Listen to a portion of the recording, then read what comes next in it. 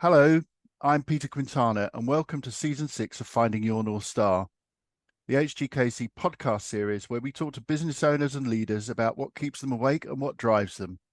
Season 6 is subtitled Strong Foundations, and we're inviting each guest to interpret the topic in relation to their expertise, business or sector. Today, I'm delighted to be speaking to David Macdonald. Having worked in financial planning all his adult life, David came to believe that you do not have to sacrifice financial performance and security to invest for a better world. In 2019, he founded Path Financial to forge a new radical path forward to fight the climate crisis. Path has since become a certified B Corporation and will now only invest their clients' money in impact investments.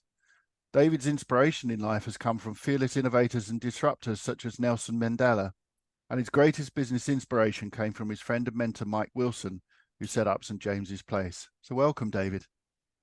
Hi, Peter. Delighted to be here. Good to see you this morning. I'd like to start, if I may, by asking you what drove you to set up Path Financial in the first place? Well, you'll have to forgive me, Peter, because it's quite a long answer, really, but I was doing a lot of work on my personal values and my most deeply held beliefs. And as I was exploring that in a kind of therapeutic context, I came to realize that I really had a deep caring for the planet and for the earthlings that inhabit it. We might say people and planet, but I think earthlings and planet is something I prefer to say. And I actually realized that in investing client money, which is what we do as a financial planning firm, that with the standard way of doing things, a lot of client investment money was going into things which were directly harmful for people and planet. And I would just cite things like oil companies and tobacco companies as being two obvious ones. And I came to the realization that I was in conflict with myself. My day-to-day business activity was actually in conflict with my deeply held values. So actually the decision I took, the only decision I felt I could take with integrity, was to stop being part of the problem. I couldn't change what I was doing with the organization that I was in. There was absolutely no way that I was going to influence the investment committee of a national firm. So I sold the business actually with the idea of aligning myself to better outcomes for the planet by environmental activities and research. But it didn't take me long, picking plastic bottles up off the beach where I live, for me to realize actually there was a gap in the market for a more environmentally focused financial advisor. I was faced with the problem of how did I invest my money congruently with my values? Couldn't do it with the current system, had to sort of fight my way through the system to find out how to do it. And I'm like, hey, there must be a ton of other people out there who want to do the same thing. So that was, the business was born out of values deep dive by me, I suppose, and necessity, and the realization that there was a gap in the market. Right. Wow. When we spoke before, when we were talking about setting up this podcast, you talked about giving individuals the opportunity to give their money a voice. What do you mean by that? Well, as financial planners, we deal with things like pensions and savings and individual savings accounts and what have you. And if we think about pensions, I've got 35 years experience in pensions, and I've come to the conclusion that the two words that best describe pensions are one, boring, and two, complex. Yeah. And guess what? Given those characteristics, engagement with pensions is really low. So when I speak to people about where their pension money is invested, some of them can tell me the name of the pension company or the pension companies that they're with or have gathered over the years. Very few can tell me what fund they're invested in with that provider or funds, and none can tell me what the underlying investments of that fund are, even the top 10. So which companies are you supporting by putting your money into this black box that we call the pension, this boring and complex? So our clients are people who fundamentally care about the environment, people and planet, shall we say, and they're making massive lifestyle choices like giving up their car, not flying anymore, moving to a plant-based diet, not buying avocados because of the air miles, this kind of stuff.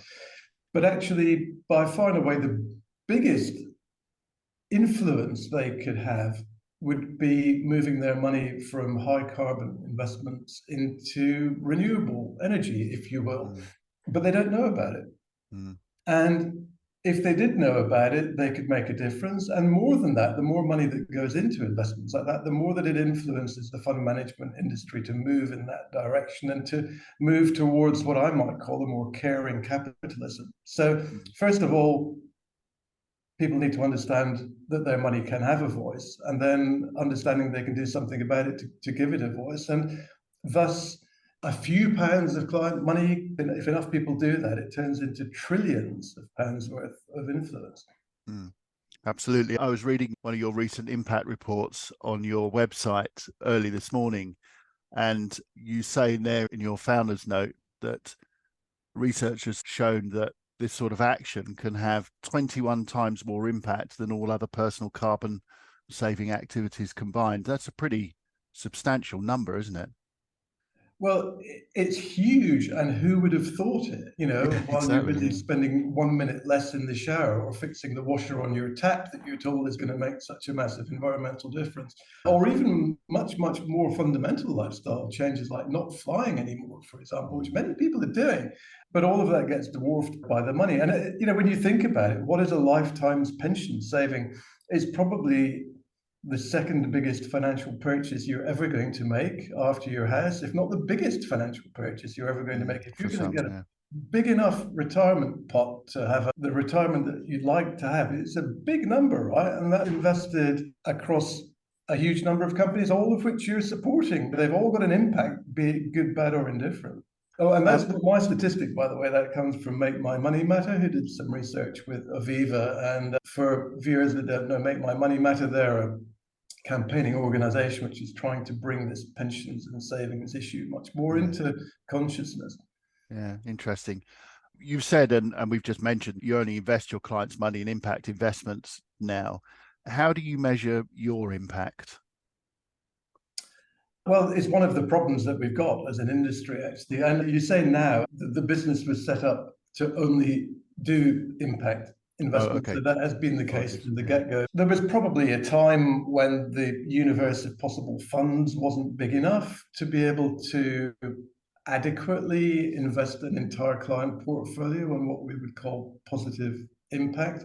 There have been a number of funds which exclude negatives over the years, albeit very few of them and not very popular.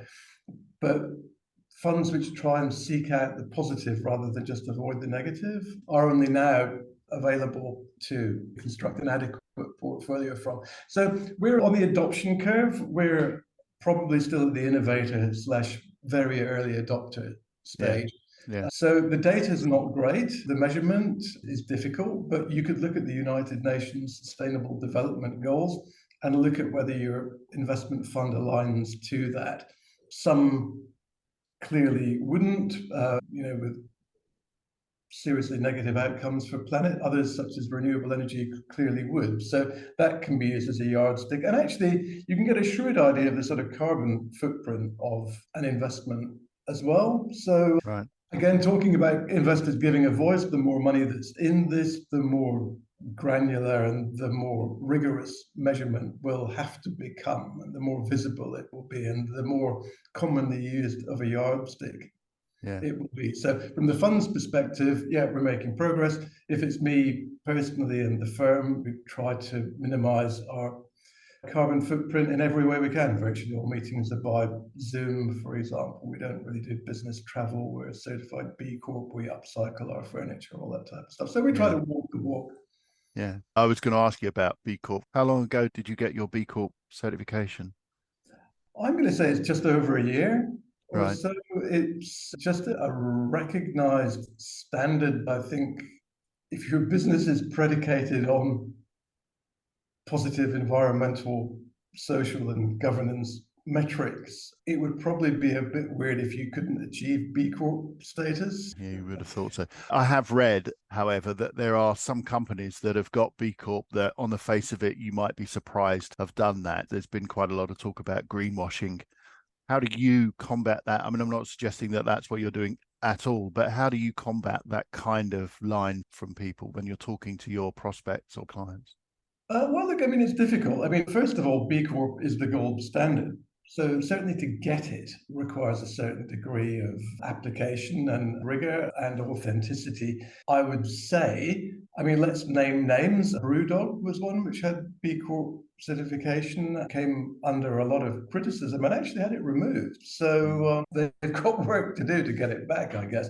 Other brands, Ben and Jerry's, which is part of Unilever, is a B Corp. Well, you know, product massively based on dairy and sugar probably is not up there in terms of massive health benefits from a people perspective. I can't speak to how a brand like that gets B Corp status, but Unilever are a company who are really making massive strides to try and improve generally their behavior. And Paul Paulson, who was the chairman of that organization for a number of years, and indeed his wife continues to be huge campaigners in this field, and they're really pushing. It brings to light some of the paradoxes that you get in this area, that we're a long way from perfect, but as the saying goes, don't let perfect get in the way of progress. And I just kind of think that's where we are at the moment. No, I think absolutely, and I understand what you're saying about Unilever, and I've read that they're making significant efforts as well. And when you get an organisation that size saying we are making changes, then that has a knock-on effect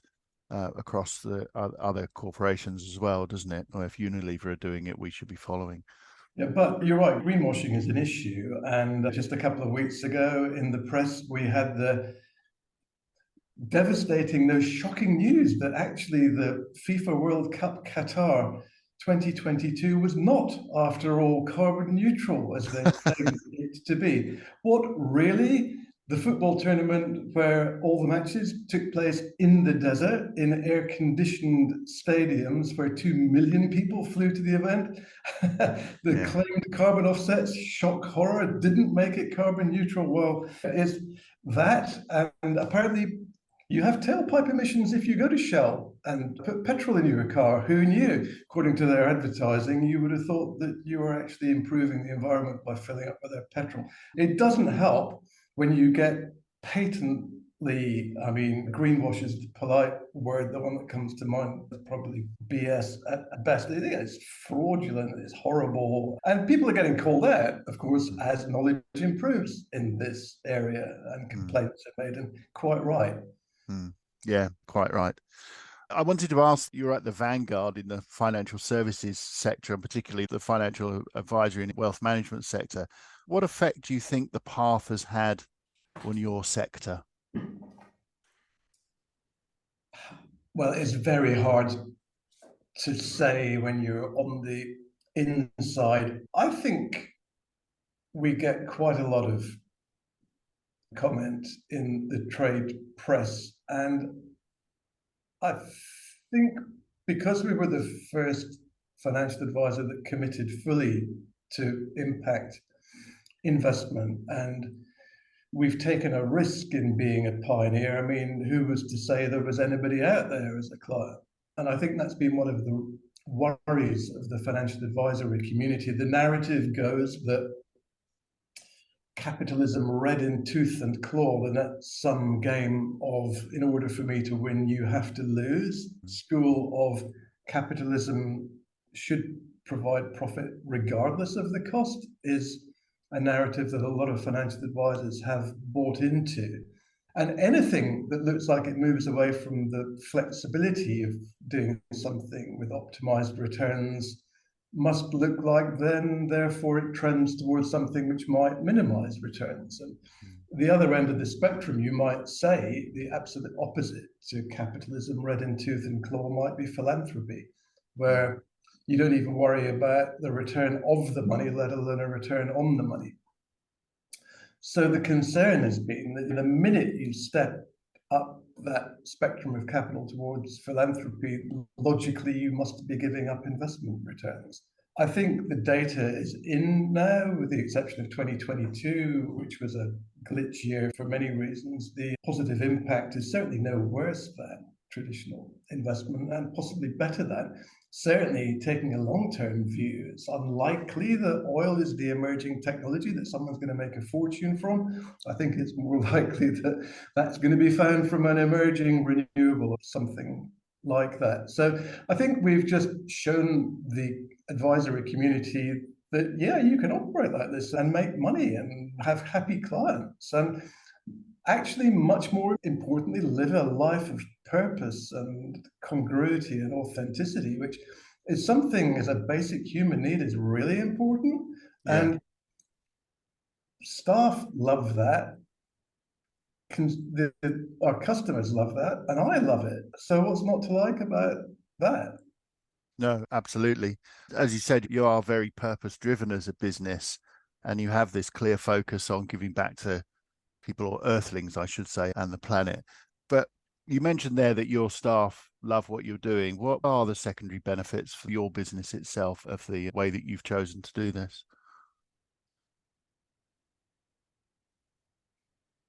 Well, I mean, in a sense, you're asking the wrong person. It'd be great to be able to interview a few of the staff and hear it from them Yeah. directly. But I think that there's something around that purpose piece. I think a lot of people live their life trying to be happy.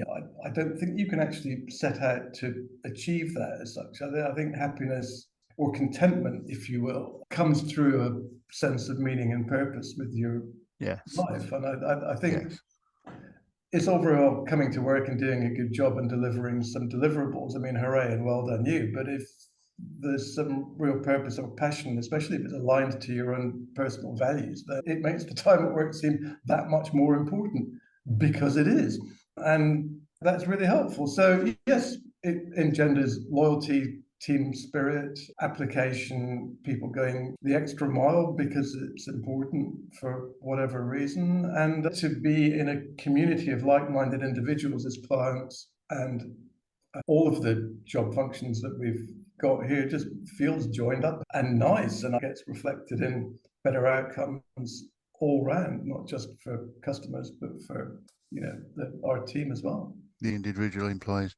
Yeah, we do a lot of work with our clients around employee engagement, this sort of mythical thing that everybody talks about. And what does that really mean? There's lots of debate about what it really means. For us, that thing about alignment between the employees' values and purpose in life and the company's values and purpose is just paramount. And if you have that, then you are much more likely to have a highly engaged workforce. And if you've got a highly engaged workforce, then people are committed. They are more productive. They want to do things right for the business and for the clients, because that's also doing things right for them, isn't it? I think that's exactly right. It's that alignment. If you're setting your stall out as being a so-called ethical business, you damn well better walk the walk, or you're going to get caught out on it. So it sort of polices us as well to make sure we do. Yeah. Always endeavor to do the right thing.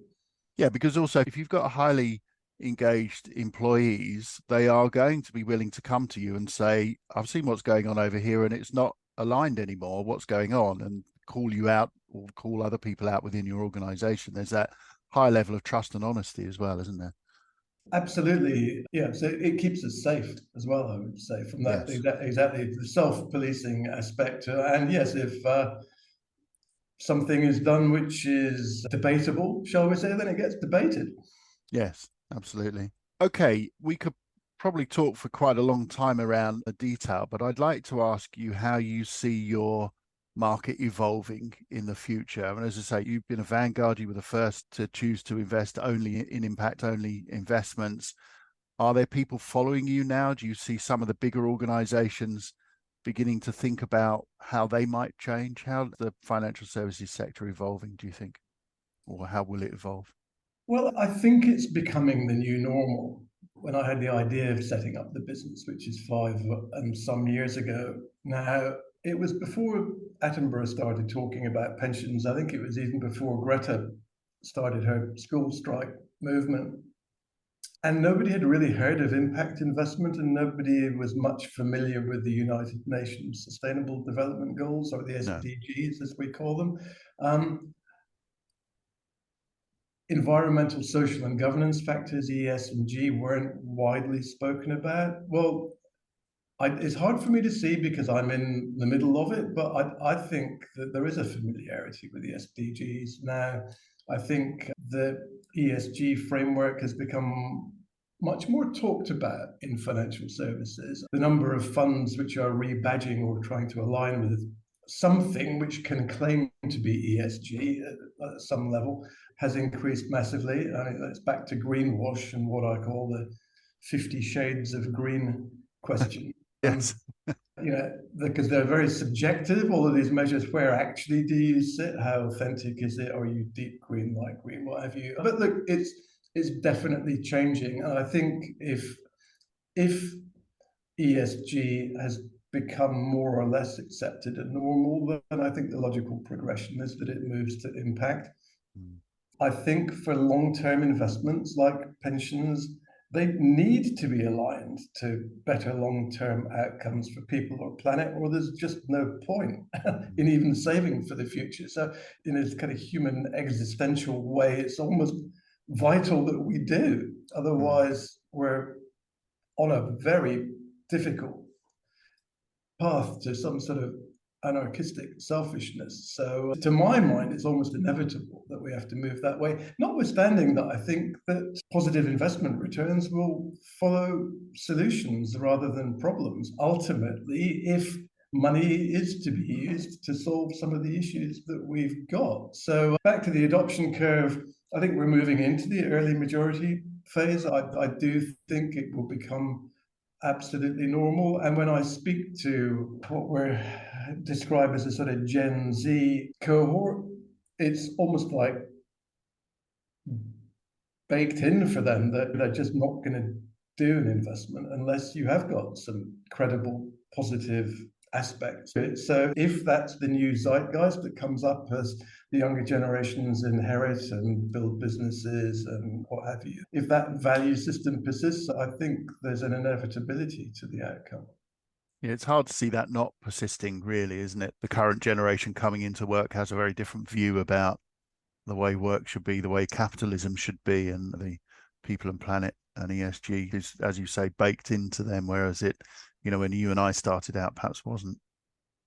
No, I started out in the workplace as part of the Thatcher generation, where greed is good was the sort of mantra. It was a very different workplace. My first day at work, I was issued with two pieces of equipment: a telephone of the dialing ring ring type and an ashtray. It's not quite the same these days. And thank goodness for that change. I think it's been long coming. David, that's been a fascinating conversation, but that seems like a good place on which to end. I suspect we could discuss this for quite a long time if we don't call a halt now, but it remains for me to thank you, David. It's been a real pleasure to talk to you. If you'd like to find out more about The Path, please visit their website, thepath.co.uk, where you'll find the impact report I referred to earlier, detailing what David and his team have been doing for people, or should I say earthlings, and the planet. And if you'd like to find out more about HGKC, you can find us at hgkc.co.uk, where you'll be able to read about how we help our clients develop their confidence to lead with empathy, to innovate in times of uncertainty, and to build value in their business in preparation for their exit. And you can also listen to more of our Finding Your North Star podcasts, which you'll also find on Buzzsprout and Spotify, and explore and download some of our favorite call tools. So thank you for listening. Thank you, David, and goodbye.